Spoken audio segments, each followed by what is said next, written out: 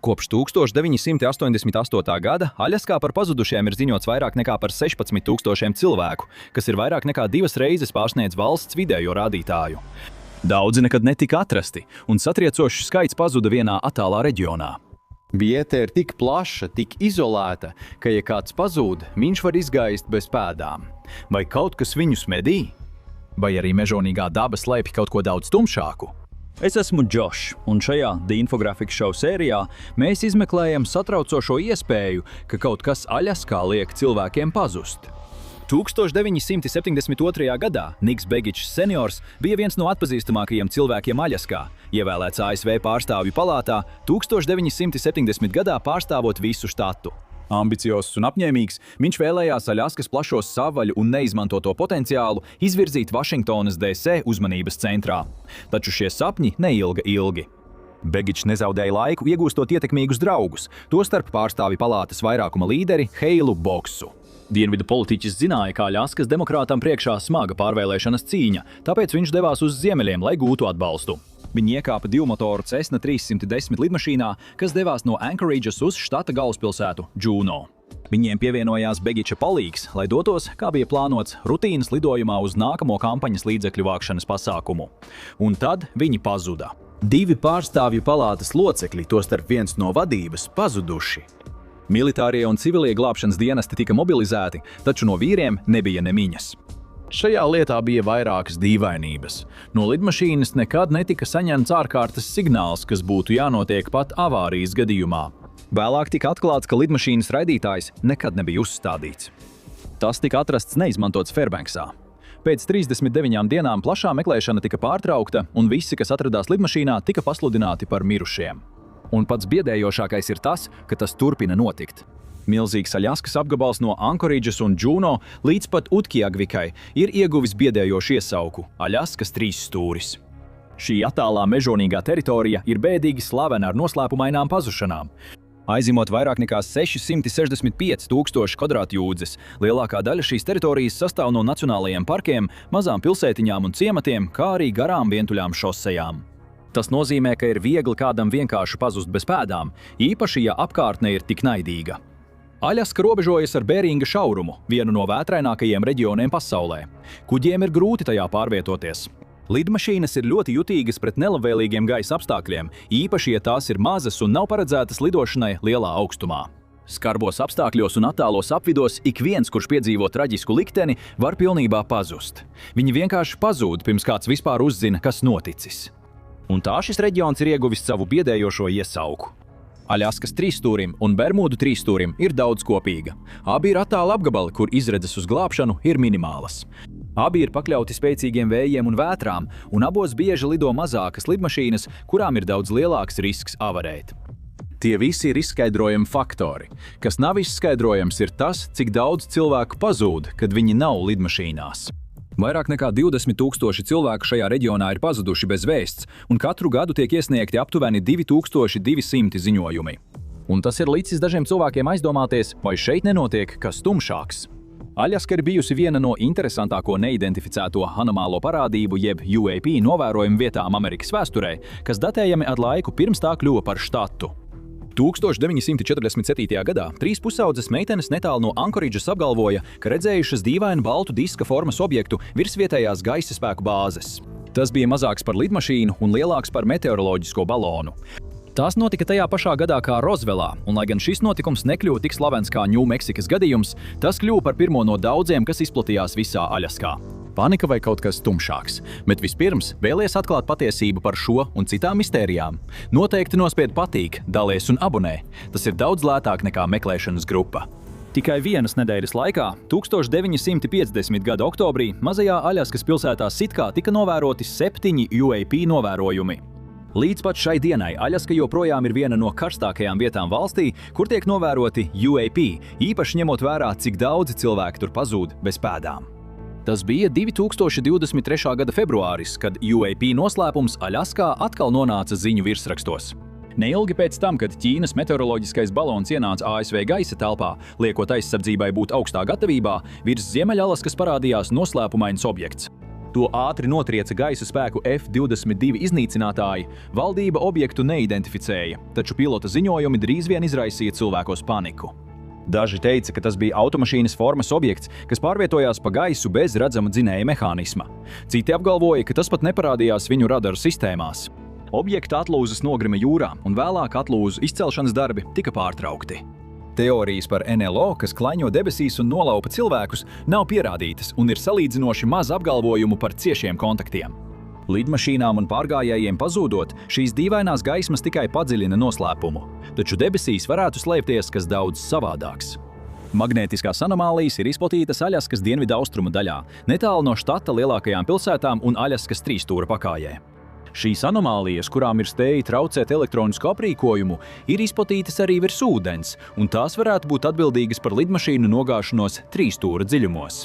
Mazās lidmašīnas saskaras ar bīstamiem apstākļiem virs Aļaskas savvaļas. Jo tuvāk lidaparāts nonāk pie krasta un Beringa šauruma, jo bīstamāks kļūst lidojums. Darbības traucējumi un atgriezeniskā saite navigācijas sistēmā var izraisīt liktenīgu kļūdu, kas var prasīt visu cilvēku dzīvības uz klāja. Tas varētu izskaidrot, kāpēc tik daudz lidaparātu pēdējā robežā pazūd bez pēdām. Bet kamēr Aļaskas debesīs joprojām redzamas noslēpumainas gaismas, cilvēki turpinās domāt, vai tur nav svežzemju rokas darbs. Bet tas vēl neizskaidro, cik daudz cilvēku pazūd uz sauszemes. Erina Marija Gilberta cerēja, ka Aļaska būs jauns sākums. 24 gadus vecā kaliforniete 1995. gadā pārcēlās uz Ankoridžu, lai dzīvotu pie māsas un strādātu par auklīti. Viņa ātri ieguva draugus, tostarp Deividu Komsu. Drīz viņi vienojās doties uz randiņu vietējā Girdvudas meža gadatirgū, kas atrodas mazā ciematā uz dienvidiem no Ankoridžas. Viņi kādu laiku pavadīja alus dārzā, pirms nolēma doties prom. Erina Gilberta vairs nekad netika redzēta. Komps sākotnēji bija galvenais aizdomās turamais, taču viņš apgalvoja savu nevainību. Viņš apgalvoja, ka viņš un Gilberta bija atgriezušies pie viņa automašīnas un atklājuši, ka akumulators ir izlādējies. Viņš devās pēc palīdzības, un, kad atgriezās, viņa bija pazudusi. Viņš vēlreiz mēģināja iedarbināt savu automašīnu, un šoreiz tā darbojās. Viņš atgriezās gadatirgū, lai meklētu Erinu, bet no viņas nebija nevēsts. Viņš meklēja līdz pat naktī, bet bez panākumiem, un galu galā piezvanīja viņas ģimenei, lai noskaidrotu, vai viņa ir tikusi mājās. Un tieši tad sāka izplatīties panika. Gilbertai šajā apkaimē bija draugi un ģimene, kas nozīmēja, ka viņas pazušana piesaistīja daudz lielāku uzmanību. Viņas māsa Stefānija nākamajā rītā organizēja meklēšanu, pārmeklējot mežu bez panākumiem. Drīz vien meklēšanā iesaistījās arī Aļaskas štata policija un citas drošības organizācijas, lai atrastu Erinu. Komps tika rūpīgi izmeklēts, taču galu galā tika atbrīvots no aizdomām, daļēji pateicoties tam, cik aktīvi viņš iesaistījās, informējot cilvēkus par šo lietu. Tika izsludināta $35,000 atlīdzība, taču nebija nekādu pavadienu. Nebija nekādu ļaunprātīgas rīcības pazīmju, nebija cilvēka mirstīgo atlieku, nebija nekādu viņas apģērba pēdu. Tā bija viena no pazušanām ar vismazāk pēdām un viena no noslēpumainākajām. 30 gadu laikā, kas pagājuši kopš tā laika, par Gilbertu ir bijušas daudzas teorijas. Girdvudas meža gadatirgus atrodas starp divām strautiem – mazāko California Creek un okeānā ieplūstošo Glacier Creek. Ja Gilberta būtu nolēmusi mēģināt iziet no šīs teritorijas, pastāv iespēja, ka viņa varēja zaudēt līdzsvaru un iekrist kādā no tiem. Citas teorijas, piemēram, ka viņa vienkārši apmaldījās mežā un kļuva par dabas stihiju vai plēsēju upuri, nav pamatotas pierādījumu trūkuma dēļ. Vismaz nenoteikta veida plēsējs. Aptuveni 69% no noslapkavotajiem pamatiedzīvotāju upuriem ir sievietes vai meitenes. Daudzas no viņām pazūd attālos apgabalos, kur palīdzība ir vairāku dienu attālumā. Sērija veida slepkava Roberts Hansens izmantoja šo nošķirtību, vairāk nekā 10 gadu laikā nogalinot 10 cilvēku. Un Aļaska ir ideāla medību teritorija. Tā ir viena no labākajām vietām valstī, kur sērija veida slepkava var darboties. Ir štata apgabali, kas ved uz ziemeļiem, piemēram, bēdīgi slavenais Daltona šoseja, kur simtiem jūdžu starp pieturām cilvēku ir ļoti maz, un tie ir reti sastopami.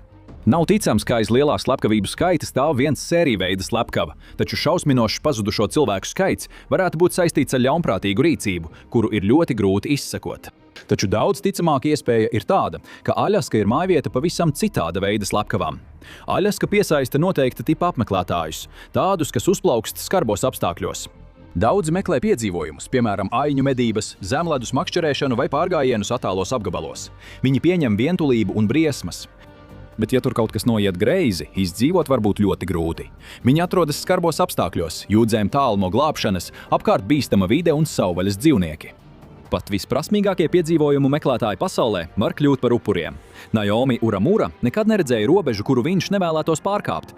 Dzimis Japānā.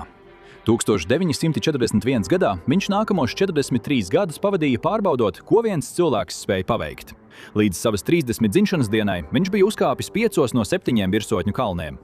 Viņš bija pabeidzis pirmo solo ceļojumu uz Ziemeļpolu, viens pats ar plostu šķērsojis Amazonas upi un uzkāpis Denālī. Viņš pat bija sasniedzis Everesta virsotni. Viņš bija cilvēks, kuram šķiet nebija bail. Aļaskai reputācija neko nenozīmē. Uramura pirmo reizi uzkāpa Denālī 1970. gadā siltajā sezonā. Viņš to paveica viens pats, tāpat kā lielāko daļu savu piedzīvojumu, taču ar to viņam nepietika. Bija palikusi vēl viena virsotne – Vincenta masīvs Antarktīdā. Viņš sapņoja viens pats doties uz dienvidu kontinentu un sasniegt arī šo mērķi, taču pat viņš zināja, ka vēl nav gatavs. Lai sagatavotos, viņš nolēma vēlreiz viens pats uzkāpt Denālī, šoreiz ziemā, kas bija reti paveikts. Uemura bija apņēmies paveikt neiespējamo. Nokļūšana Denālī ziemā nozīmē šķērsot ledājus, kas ir pilni ar bīstamām, mainīgām plaisām, kuras var būt pārklātas ar sniegu. Ceļojot ar minimālu aprīkojumu, lai samazinātu risku, ka zem viņa sabruks ledus, viņš sāka savu drosmīgo kāpienu 1984. gada februārī. Mēs zinām, ka viņam izdevās sasniegt virsotni. Viņa Japānas karogs tika atrasts iestiprināts kalna virsotnē, taču nekad vairs netika atrastas nekādas Naomi Uramuras pēdas. Viņš pēdējo reizi sazinājās par radio ar japāņu žurnālistiem, paziņojot, ka dodas lejup. Tā bija vējaina diena ar bīstamiem apstākļiem. Kādā brīdī pirms viņš sasniedza bāzes nometni, viņš pazuda. Kalnu pārmeklēja glābēji, kurus vadīja pieredzējuša alpīnistu komanda, un viņi mēģināja sekot Uramuras maršrutam. Viņi atrada pierādījumus viņa ceļojumam, ālu, kurā viņš bija uzturējies, un dienas grāmatu, kas atklāja, ka viņš bija atstājis lielāko daļu sava aprīkojuma, lai atvieglotu savu nastu. Iespējams, viņš iekrita kādā no dziļākajām plaisām, pārāk dziļi, lai viņu jebkad atrastu. Taču tāpat kā daudziem noslēpumiem šeit augšā, atbildes nav atrodamas. Un, kad nav atbilžu, cilvēku prāti sāk domāt par drūmākām tēmām. Aļaska ir noslēpumaina vieta. 90% štata lielākā daļa apmeklētāju nekad neredzēs. Pat daudzas populārākās turistu vietas ir neticami attālas. Daudzos Aļaskas reģionos ziemā saule neuzlec vairākas nedēļas, tostarp slavenajā 65 dienu polārajā naktī Utkjagovičā. Ziemeļblāzma bieži dejo pāri horizontam, piešķirot visai vietai pārdabisku sajūtu. Un ņemot vērā tik daudz pazudušo cilvēku, daudz aizdomājas par kaut ko tumšāku. Kuštaka – biedējošs formu mainošs radījums no Aļaskas tlingitu folkloras, it kā klaiņos savvaļā. Un gadu gaitā tie, kas meklējuši atbildes, ir dzirdējuši dīvainas leģendas. Viena no tām stāsta par milzīgu melnu piramīdu, kas slēpjas sasalušajā ainavā un iespējams ir citplanētiešu izcelsmes. Dažas leģendas vēsta, ka tā atrodas slepenā valdības objektā, iespējams Ziemeļu Area 51. Tie, kas tuvojas pārāk tuvu, vairs netiek ārā. Vai tas varētu būt saistīts ar pazudušajiem cilvēkiem? Viena no noslēpumainākajām pazušanām Aļaskas vēsturē bija Gerija Frenka Saterdona pazušana, kurš bija pazudis kopš 1976. gada. Ņujorkas iedzīvotājs bija piedzīvojumu meklētājs un brīvs gars. Viņš devās Aļaskas savvaļā cerot atrast sevi. Viņš plānoja izpētīt Porcupine upi pie Kanādas robežas. Iepriekš strādājis pie Aļaskas naftas vada, Saterdons bija pieredzējis pētnieks un bija plānojis doties gar upi kopā ar draugu. Taču tajā dienā viņš neieradās. Saterdonam šajā apkaimē bija draugi un ģimene Ņujorkā, kuri vēlējās saņemt atbildes, tāpēc viņi ātri spēja noorganizēt meklēšanas grupu. Taču Aļaskā pēdas ātri pazūd, un tikai nedaudzas liecības par Gari Franku jebkad tika atrastas. Viņa brilles un identifikācijas apliecība tika atrastas uz takas 1977. gadā, pēc tam, kad ģimene nolīga profesionālu kalnu gidu, lai pievienotos meklēšanai. Taču cerība drīz vien izzuda. Viņa godam tika uzstādīts kapakmens ar uzrakstu "Pazudis Aļaskā", un viņš pievienojās skumjajam to cilvēku sarakstam, kuri pazuduši bez pēdām. Un gandrīz 50 gadus tā tas arī palika. Tas bija 1997. gadā, kad mednieks staigāja gar Porcupine upi un upes krastā atklāja drūmu ainu – cilvēka galvaskausu. Policisti pārmeklēja apkārtni, meklējot ķermeņa pazīmes, taču neko neatrada. Tāpēc galvaskausu sapakoja un nosūtīja uz štata tiesu medicīnas eksperta biroju. Tas tika atzīmēts kā neidentificēti cilvēka atlieku fragmenti un noglabāts līdz 2022. gadam, kad lieta tika atkal atvērta. Ģenealoģijas zinātne bija kļuvusi tikai labāka, un visā valstī tika atrisinātas daudzas pazudušo personu lietas. Kaulu paraugi tika izmantoti, lai izveidotu DNS profilu, un viņi atrada pirmās norādes uz patiesību. Tagad viņiem bija nepieciešama tikai ģenētiska sakritība. Suterdona brālis vēl bija dzīvs un varēja gūt mierinājumu, taču līdz ar to radās arī jauni jautājumi. Kā nomira viņa brālis? Pēdas uz galvaskausa norādīja uz iespējamu lāču uzbrukumu, taču nekādu cīņas pazīmju vai asiņu no letāla uzbrukuma neesamība padara šo lietu tālu no vienkāršas un skaidras. Gerija Franka Suterdona lieta bija tāda, kurai tika atrasta atbilde, lai gan tikai pēc gadu desmitiem. Tas ir vairāk nekā pietiekami ilgs laiks, lai tūkstošiem citu pazustu plašajā Aļaskas trīsstūrī. Un reljefs te vienmēr traucēs atrast atbildes. Aļaskas trīsstūris aizņem vairāk nekā 300,000 kvadrātjūdžu, kas ir vairāk nekā puse štata teritorijas. Pazušanas var notikt mazpilsētās, nacionālajos parkos un attālos ceļos. Daudzos gadījumos līdz brīdim, kad kāds uzzina, kas notiek, pēdas jau būs pilnībā zudušas. Katru gadu šeit pazūd tūkstošiem cilvēku, bieži vien bez jebkādām pēdām. Vai tas ir mežonīgais dabas spēks, vai arī kaut kas daudz tumšāks? Pazušanu biežums Aļaskas trīsstūrī ir satriecošs, un tas nešķiet palēnināmies. Tas ir novedis pie vienas no visdīvainākajām teorijām līdz šim. Šajā reģionā atrodas enerģijas virpuļi, kas vienkārši uzsūc cilvēkus un aizved viņus kaut kur citur. Šī teorija izriet no magnētiskajām anomālijām, kas izraisa lidmašīnu darbības traucējumus. Ap vidus pie arktiskā loka ir bēdīgi slavens ar enerģijas svārstībām, bet šīs teorijas otra sakne ir tā, ka cilvēki vienkārši pazūd. Vēl viens Aļaskas trīsstūra upuris. Aļaska nav vienīgā vieta, kur cilvēki pazūd bez pēdām. Dažreiz var pazust pat vesela lidmašīna. No skaidro, kāpēc MH370 meklēšana ir atsākta, lai uzzinātu vairāk par visu laiku bēdīgi slavenāko pazušanu, vai arī noklikšķini uz šī video.